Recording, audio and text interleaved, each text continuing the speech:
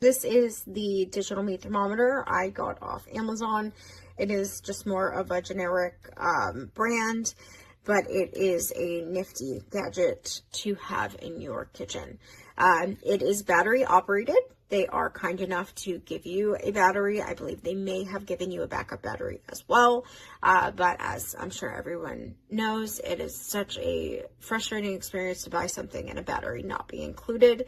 It is already in there when you get it. Something important to note, because this happened to me, there is no power button. These buttons don't turn it on.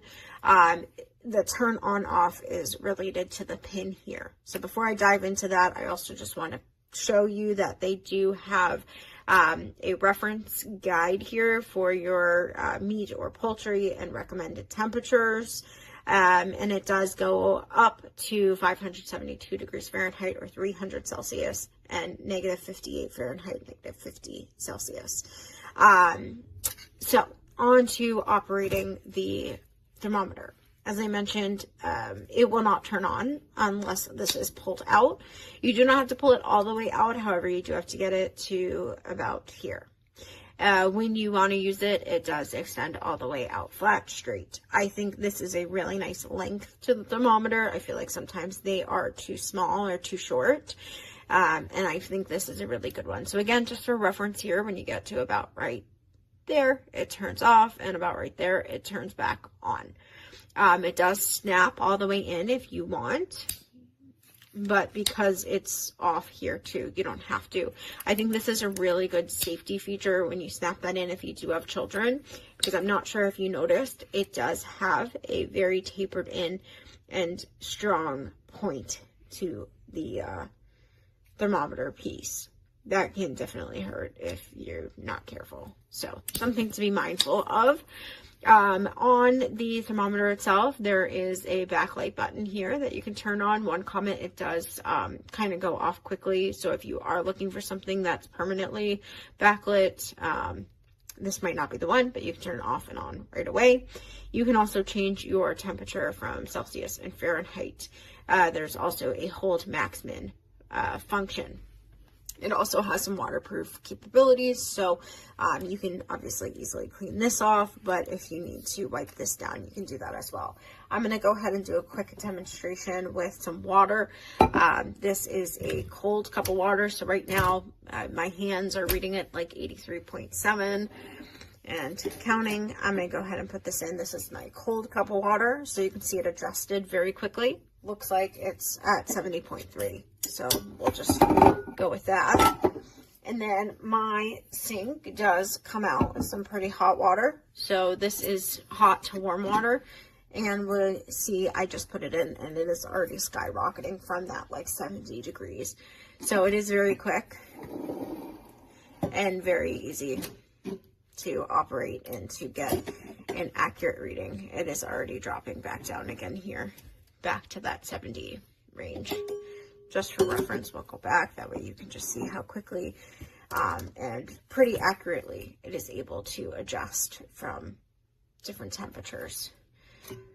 So all in all, it's a decent thermometer to have. It has a good weight to it, good way to hold it and handle. Also has the ring here if you do want to like hang it up. I think it's a nifty little device. Definitely beats some of the old-fashioned ones that you kind of stick in and hope it's working. So I would recommend if you're looking for something that's not too crazy expensive and easy to operate. All right, so I have this meat thermometer here that I purchased off of Amazon. Wasn't really sure which one to get. A lot of them that were very similar price. This one looked like the winner for me. It was on sale. But yeah, I use it a couple times. I cook a lot of chicken, so it's very important to have chicken at correct temperatures. But if we look here, right on here, there's a reminder as far as the temperatures that you want to have it at. Over here, this is good for the grilling because there's a bottle opener right there. This, if I can move over, this probe pulls out, so it just sticks in there for easy storage. So as you can see, it pulls out And then when I did so, it turned it on. So apparently right now in my place it's 76.6 degrees. I've used this a few times already. It works really good. And the first few times I've used it, I have used that and my old one. I didn't really like my old one too much. But I used them both and they were the same temperature. So I know that it is accurate. It also comes with instructions on there too, as far as recalibration and all that fun stuff. So. Really cool. It has Celsius. Has a light if you need it. It has the memory to put it into memory or hold it. Hold.